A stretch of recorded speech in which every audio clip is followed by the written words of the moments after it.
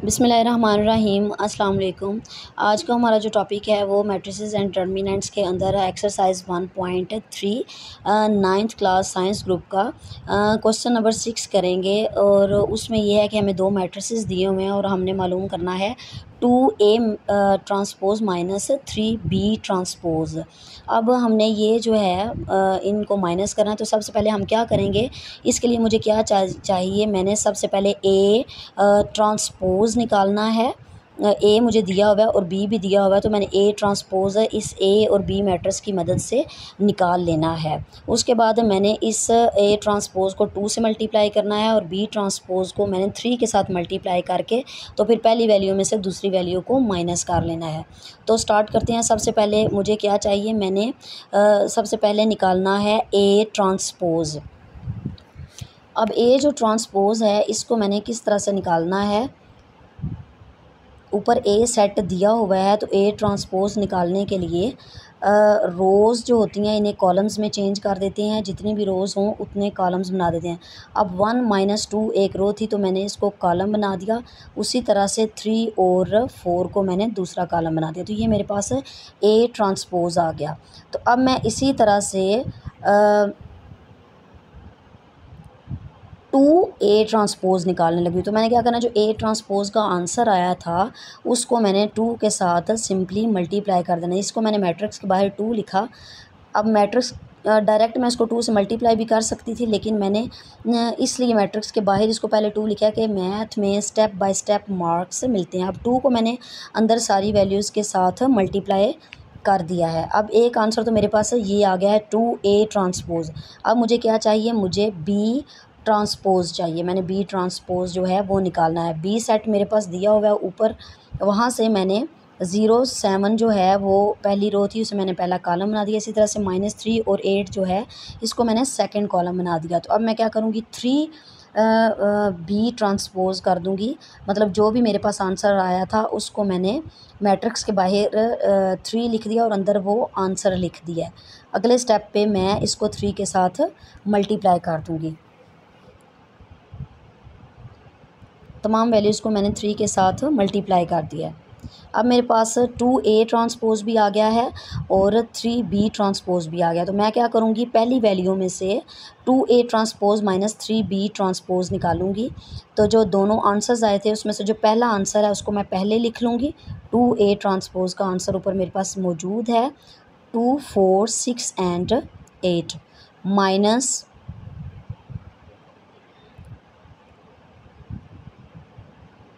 0 -9 21 और 24, इसको मैं माइनस कर लूँगी। अब मैंने उसी तरह से दोबारा 2 - 0 माइनस माइनस प्लस कर दिया, 6 + 9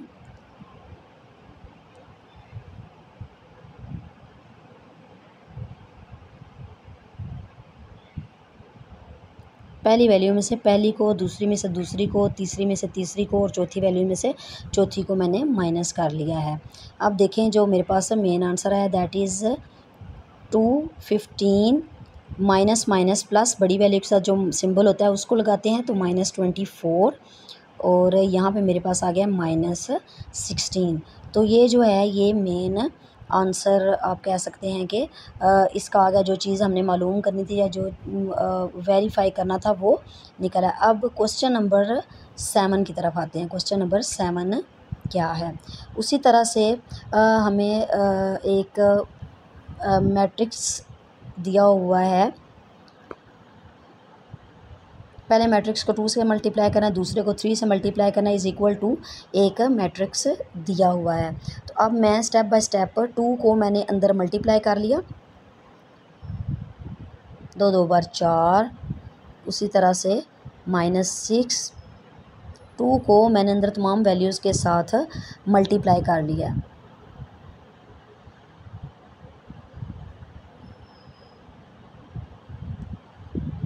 ए जो था 2A वहाँ पे आ गया। इसी तरह से इसमें अब आप देखें ए और बी जो है उसका हमने क्या हल निकलेगा, उसको हम किस तरीके से करेंगे। जो इज़ इक्वल टू के बाहर मैट्रिक्स था उसको मैंने उसी तरह से दोबारा से लिख दिया है। अब इन दोनों को मैं पहले वाले जो 2 मैट्रिसेस हैं इनको मैं प्लस कर दूँगी। अब मैं डायरेक्टली जो है प्लस कर रही हूँ 8 + 3b। अब इनको मैं एक दूसरे के अंदर प्लस तो नहीं कर सकती, तो इनको मैंने अलग-अलग लिख दिया 8 + 3b। अब 2a - 12 = टू, अब जो इक्वल टू के जो उस तरफ मैट्रिक्स था उसको मैंने लिख दिया। अब देखिए यहाँ पे क्या मेन चीज़ हमें वो मांग रहा है। अब यहाँ पे a और b की वैल्यू जो है वो रिक्वायर्ड है। यहाँ पे ये एक स्टेप पे a आ रहा है और एक पे b आ रहा है, तो मैं क्या करूँगी 8 + 3b = 10। ये मैं इनको 2 इक्वेशंस बना लूँगी और यहाँ से मैं a और b की वैल्यू निकालूँगी। 2a - 12 = 1। अब इनको मैं 2 इक्वेशंस के नेम दे दूँगी, इक्वेशन नंबर 1 और इक्वेशन नंबर 2। अब इक्वेशन नंबर जो 1 है वहाँ से मैं b की वैल्यू निकालूँगी। 8 + 3b = 10। अब यहाँ पे क्या है कि 3b को मैं इसी साइड पे रहने दूँगी और 8 को मैं दूसरी साइड पे ले जाऊँगी। 10 - 8 वहाँ पे ये पॉजिटिव था, तो यहाँ पे आके ये नेगेटिव हो गया। 3b = 2। अब इस वेरिएबल के साथ जो भी वैल्यू दी होती है इसे मैंने दोनों साइड्स पे डिवाइड करा, तो वो 3 था, 3 को मैंने दोनों साइड्स पे डिवाइड कर दिया, तो मेरे पास b की वैल्यू आ गई है 2/3। इसी तरह से अब मैं इक्वेशन नंबर 2 से a की वैल्यू निकालूँगी। 2a from equation 2। ये लिखना इसलिए ज़रूरी होता है कि जब आप पेपर में क्वेश्चन करते हैं तो पेपर चेक करने वाले को पता चले कि आपने ये इक्वेशन एकदम से कहाँ से ले आए हैं। 2a - 12 = 1। अब उसी तरह से 12 को मैं जब दूसरी तरफ लेगी तो ये +12 हो जाएगा। यहाँ पे 2 और 2, a की वैल्यू भी मेरे पास आ गई है और 2 की वैल्यू भी मेरे पास आ गई है। तो यहाँ से मेरे पास a और b की वैल्यू ही रिक्वायर्ड थी इस क्वेश्चन में, जो कि मेरे पास आ चुकी है। अब नेक्स्ट क्वेश्चन की तरफ आते हैं कि नेक्स्ट क्वेश्चन क्या है। आज एक्सरसाइज 1.3 जो है वो कंप्लीट हो जाएगी इंशाल्लाह। फिर भी आपको अगर इसमें कोई कन्फ्यूजन हो तो आप मेरे से कमेंट सेक्शन में पूछ सकते हैं कि ये वाला क्वेश्चन किस तरह से करना है, या कोई पार्ट जो मैंने नहीं करवाया और आपको समझ ना आ रही हो तो वो आप मेरे से पूछ सकते हैं कि इसको हमने किस तरीके से करना है। अब जो क्वेश्चन नंबर 8 है उसमें हमें मैट्रिक्स A दिया हुआ है, मैट्रिक्स B दिया हुआ है और हमने इसका भी मैं एक ही पार्ट करूँगी, बाकी पार्ट्स जो हैं वो ऑलमोस्ट मिलते जुलते ही हैं। तो उनको अब वेरीफ़ाई क्या मैंने करना है, इसमें वेरीफ़ाई का मतलब है कि मैंने क्या हल इसमें मुझे चाहिए वो मैं क्या निकालूँगी। a + b का जो ट्रांसपोज़ है = a ट्रांसपोज़ + b ट्रांसपोज़।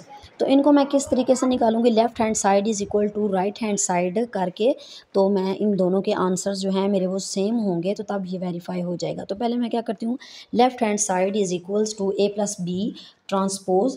अब इसमें मुझे सबसे पहले क्या चाहिए, a + b। जब मेरे पास a + b होगा तो मैं उनका ट्रांसपोज़ निकाल सकूँगी। तो मैंने a + b लिखा और यहाँ पे मैंने a की वैल्यू लिखी, a वाला मैट्रिक्स लिखा प्लस b वाला मैट्रिक्स लिखा और इनको प्लस करते हैं।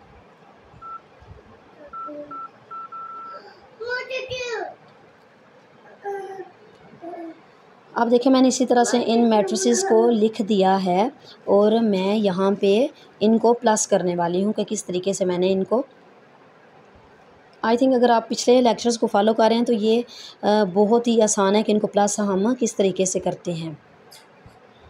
अब प्लस करने के बाद जो इसका आंसर आया है वो 2, 3, 2 एंड 1, ये मेरे पास आ गया है आंसर a + b का।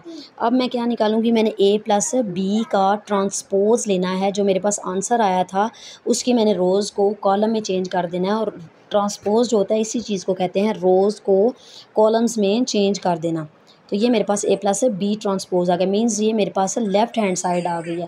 अब मुझे राइट हैंड साइड चाहिए, तो राइट हैंड साइड पे मेरे पास था a ट्रांसपोज़ + b ट्रांसपोज़। तो इसमें अब सबसे पहले मुझे क्या चाहिए, a ट्रांसपोज़ मुझे निकालना है, यहाँ पे a ट्रांसपोज़।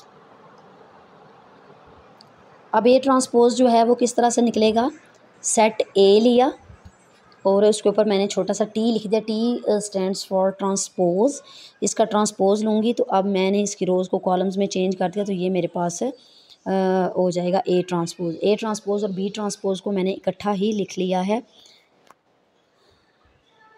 ये ए ट्रांसपोज़ आ गया है और बी ट्रांसपोज़ आ गया। नेक्स्ट स्टेप में हमने क्या करना है, इनको जनाब इनको मैंने ऐड कर देना है। तो देखेंगे कि इनका आंसर जो है वो सेम आएगा या नहीं आएगा। आपके ख्याल से आएगा या नहीं? मैं तो कर रही हूँ तो मेरे ख्याल से तो आ जाएगा। अगर वो आंसर मैच करता है, left hand side right hand side के बराबर हो, तो आपका क्वेश्चन वेरीफाई हुआ है। अदरवाइज़ आप अगर वो लेफ़्ट हैंड साइड और राइट हैंड साइड जो हैं इक्वल नहीं आते, तो आप देखें कि आप क्वेश्चन में क्या मिस्टेक कर रहे हैं, देन आपको उसको चेक करना पड़ेगा। अब देखें मैंने इनको ऐड कर लिया है, मेरा तो आंसर सेम आ गया। ये देखें लेफ़्ट हैंड साइड का आंसर जो था और राइट हैंड साइड का जो आंसर है वो सेम है। तो एंड पे हम क्वेश्चन के एंड पे लिख देंगे left hand side is equals to right hand side, which means question is verified, mean जो चीज़ उसने हमसे डिमांड की थी वो पूरी हो गई है। आई होप आपको आज के लेक्चर की अच्छे से समझ आ गई होगी। मैंने सारे पार्ट्स इसलिए नहीं की क्योंकि ऑलमोस्ट ये सेम ही होते हैं। अगर एक में आपका कॉन्सेप्ट जो है वो बिल्ड हो जाता है तो बाकी क्वेश्चंस आप खुद कर सकते हैं। तो प्लीज़ वीडियो को फ्रेंड्स और फैमिली के साथ शेयर करना मत भूला करें और चैनल को सब्सक्राइब कर दें। I need your support. Thank you. अल्लाह हाफिज़।